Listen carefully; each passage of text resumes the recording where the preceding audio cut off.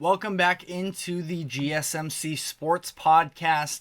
Done a lot of college basketball up to this point. We're going to be sticking with basketball, but moving on to the pros and the NBA, where today I want to talk about the current state of the Western Conference playoff picture. We have the top 10 teams in the conference locked up.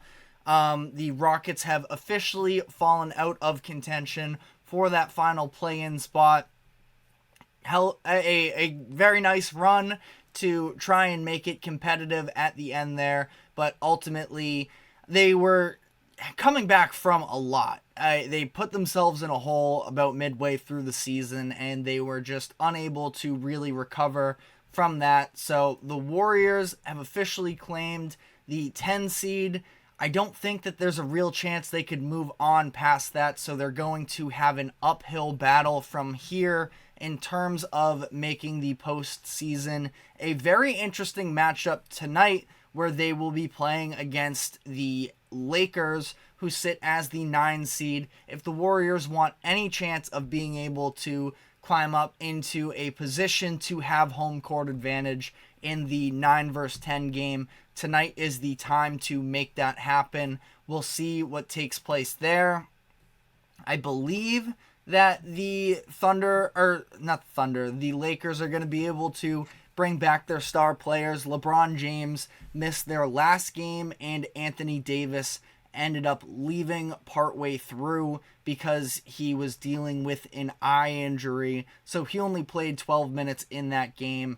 But I feel like in this type of moment, as it currently stands, it's listed as game time decisions for both LeBron and AD. But we will definitely be sure to keep you updated as the day moves on. Keep an eye out for our shorts that we put out on the GSMC Sports Podcast. We can keep you updated on that.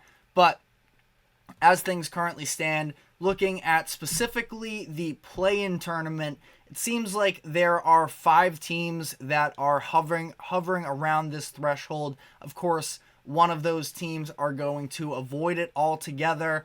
But you have the Suns, who are sitting at the 6th seed with the same exact record as the Pelicans at 46 and 32. So they are neck and neck headed into these last couple weeks. On Sunday, the Pelicans actually took down the Suns to make that a little bit closer. So it goes the Suns, the Pelicans. You have the Kings sitting there at the 8th seed at 45 and 33. And then, like I mentioned, the Lakers and Warriors to round it out.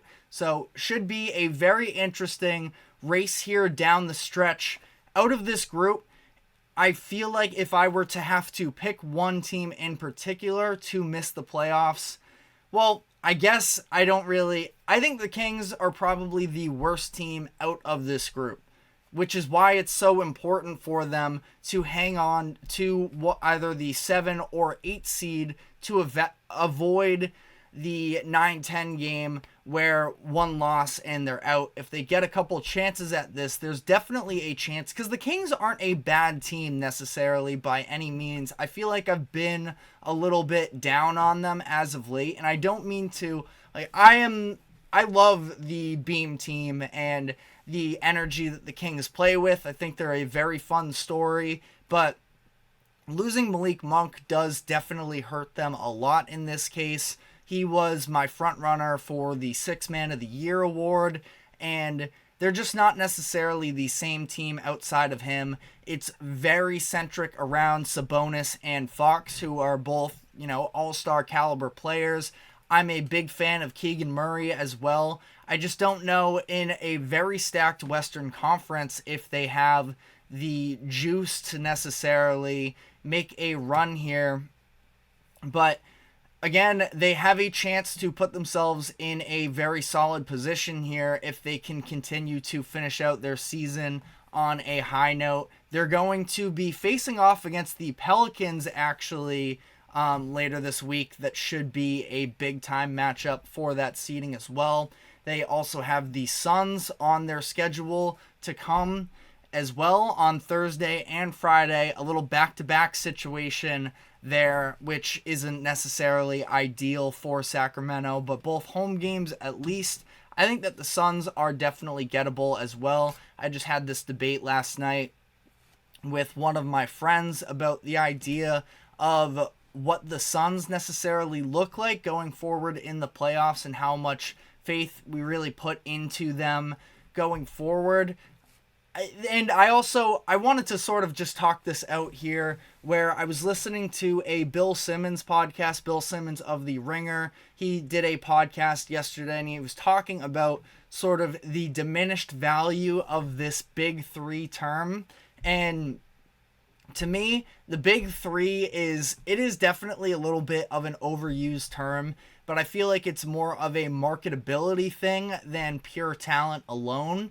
And for the Suns in this case, Bradley Beal is, a big three-ish player because of the contract that he carries, because of his reputation. But in terms of talent-wise, I just don't think that Beal is necessarily all too close to being an all-star caliber player still. Definitely not in the range of All-NBA in my eyes. And it's not to say he can not be a contributing player, because he absolutely can. He's had moments this season where he's been able to turn it on and be a contributing piece there. He's a nice third option from a scoring standpoint, but I would definitely prefer for them to have a more traditional playmaker as a guard than Bradley Beal and what he provides at this point. And yes, I know that Devin Booker has been a much improved playmaker over the course of his career, but I do still feel like you're sort of asking a lot from him to be, and I understand that we are in an era now where the labels of 1 through 5 are definitely not quite as definitive as they always were. It's a lot more sort of combo guard, wing, and big are sort of the more used terminology to sort of describe what type of a player an individual player is. But again, I just feel like the Suns are, we obviously see the fourth quarter numbers with them and how much they struggle then. I don't think that that's a fluke. After a certain point, it's just too repetitive, and we've seen a lot of injuries to them this season. Beal has played just 49 games. Booker, off the top of my head, is probably only played in the range of like 55-ish. 64, my mistake, actually. Shouldn't have went out and guessed on that one. But, we've seen injuries. My point being that maybe now that they are all seemingly healthy and are headed into the postseason, that the star power could carry them. If they end up winning a couple rounds here, it wouldn't be the biggest surprise in the world to me, but I do feel like they are definitely a flawed team. And really all these teams, honestly, most complete team, maybe not necessarily the same level of star power, but out of these 5 teams that are in the arena of that play-in tournament, I kind of think that the Pelicans are the most complete. Now, Lakers you can obviously make an argument for as well, and because they have the size. Injuries have definitely hurt them this year in terms of their defense is part of the issue. Losing Jared Vanderbilt was a big loss for them, and I just don't know if they have the defense that can be elite down the stretch, but they have the size at least to match up against the likes of a Minnesota team, of potentially a Denver team, and can, maybe not defensively even be fully locked down, but they have the size to at least assert their will a little bit more on the offensive end if they were to play the likes of an OKC in the first round. And as for the Warriors, I know we have Kirito, the number one Warriors fan that is a regular here at the GSMC Sports Podcast. I'm assuming he's a Warriors fan considering all the comments we get from him about Golden State. But, they're not in a bad position necessarily. We've seen Andrew Wiggins be playing some higher level of defense as of late. The offense has been fine too, especially the 3-point shooting since he's come back from that personal break that he was taking for a bit there, and since he's come back and actually returned to a starter role for the Warriors, he's hitting at a higher clip of three-pointers. Now, he's missed the past couple games as well, which is not necessarily a super encouraging sign. I'm not sure exactly off the top of my head what the situation is surrounding that, but in the 13 games that he's played since returning as the regular starter for them, 15 points per game with a 39% shooting clip from three, which with some nice defense, I really like the way that he was able to hold his own last week when the Warriors played against the Mavericks in that game.